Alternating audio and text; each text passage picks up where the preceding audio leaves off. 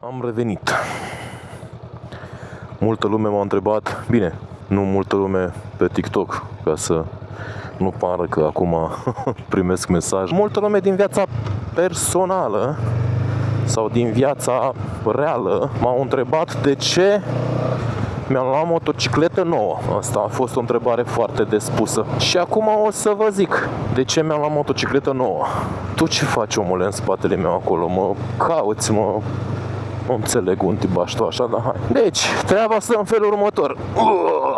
Oh my god, oh my god. Ok, drum cu denivelări. Prima mea motocicletă, Yamaha Virago, deja o știți, pe care am cumpărat-o. Așa, este o motocicletă foarte faină. N-am ce să zic, sunt foarte mulțumit de ea.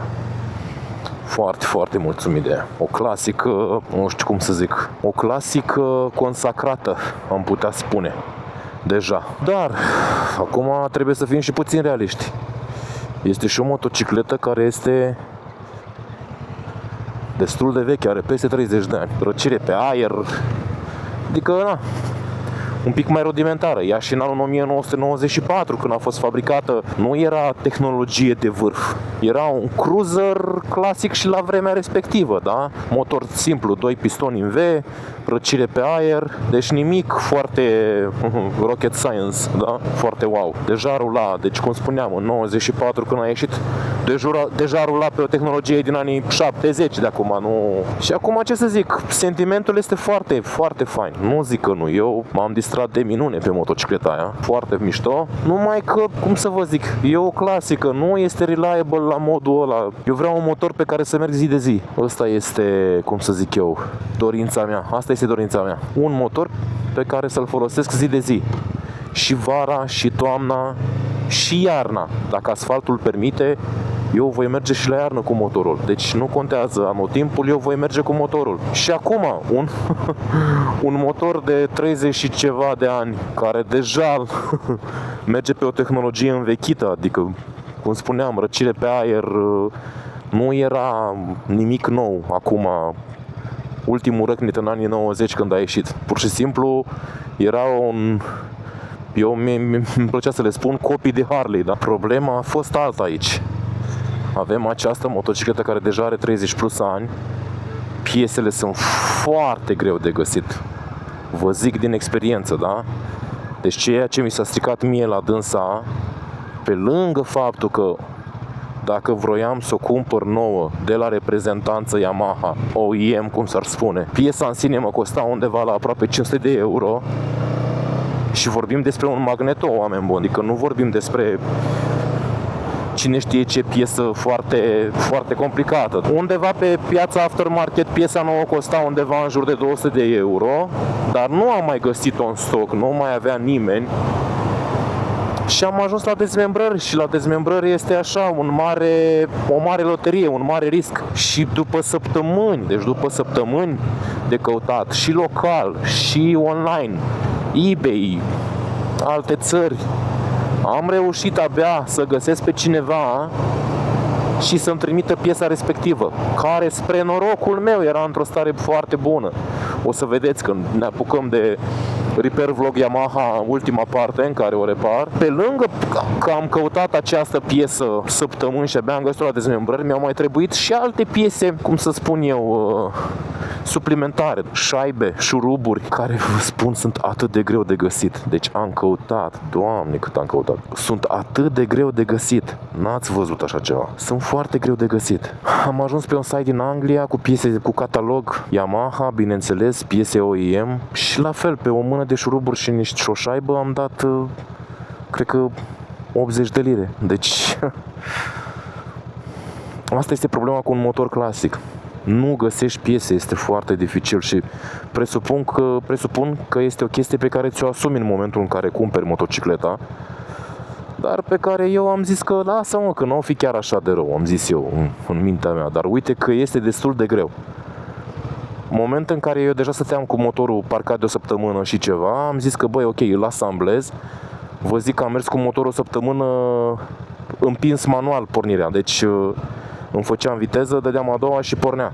Și asta nu a fost o defecțiune serioasă, asta a fost așa o chestie normală, se mai întâmplă. A fost o chestie normală, banală, nu nimic grav. Întrebarea mea este dacă se întâmplă ceva mai serios. Atunci ce fac?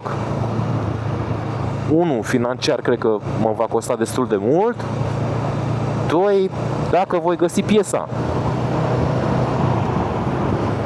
Și atunci am spus ok, să ai o clasică e mișto de ținut în garaj, lustruită și scoasă așa vara, toamna, câteva ture. Să mai dai și tu așa, să mergi cu ea, să te simți drăguț pe un motor clasic. Dar în viața de zi cu zi, realitatea, mers la muncă, plimbare de weekend și așa mai departe, chestiile astea adunate, ai nevoie de ceva fiabil, ai nevoie de ceva care te poți baza pe el. Găsești piese, găsești consumabile, poți să o repari oricând. Și atunci am zis că ok. Deci motor clasic, oricât de mult mi-aș fi dorit eu, nu se poate să devină, cel puțin pentru mine, motor de zi cu zi. Nu este o chestie fezabilă. Și atunci am rămas așa, am zis că ok, îmi iau ceva, tot un cruiser cu aspect clasic, îmi plac cruiserele. De asta am avut și Yamaha asta. Și acum sunt puțin distrus cu Yamaha, pentru că nu știu ce să fac. Eu i-am luat piesa, clar o voi repara și acum mă gândesc, bă, să o țin, să o vând, ce să fac? Din moment ce o am pe asta, nu știu câți kilometri să mai vadă ea. Că asta chiar îmi place, chiar vă zic, s-a nimerit ca o mânușă pentru mine. Nu simt niciun disconfort pe ea. Merg la fel de comod și fain ca pe Yamaha. Și nu văd rostul să o mai țin. Cred că o repar și cred că am să o vând. Cam asta cred că va fi realitatea. Mi-aș fi dorit foarte mult să fost mai accesibilă reparația ei și piesele și așa mai departe. Adică un filtru, bujii, așa, chestii, garnituri, asta le găsești încă, dar când vine vorba de o piesă serioasă, atunci afli cu adevărat ce înseamnă să ai un motor clasic. Așa că mi-am luat Rebelul. Era cam cea mai apropiată variantă pentru mine către un cruiser. M-am uitat și la alți producători, bineînțeles. M-am uitat și la CF Moto, m-am uitat și la Suzuki, avea un intruder ăsta nou foarte fain. M-am uitat la mai multe opțiuni, dar Honda a fost cea care m-a cucerit cel mai tare. Cam astea ar fi motivele pentru care mi-am luat un motor nou. Cei care doresc să aibă un motor și doar pentru plimbări ocazionale în sezon, da, luați-vă o clasică, mângâiați-o, întrețineți-o, se merită. Sentimentul nu se compară.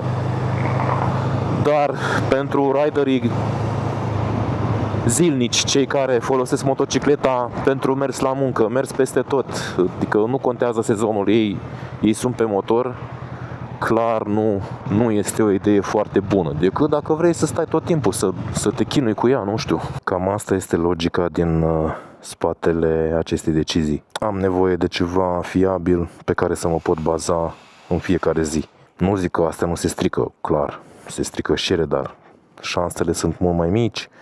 Motorul este nou, adică, plus că dacă se strică, cum spuneam, e mult mai accesibil să-l repar pe ăsta, decât să stau săptămâni, luni, până, Doamne ajută, prind o piesă second hand la o dezmembrări. Și urmează să reparăm Yamaha în weekend, o finalizăm și cred că o punem la vânzare.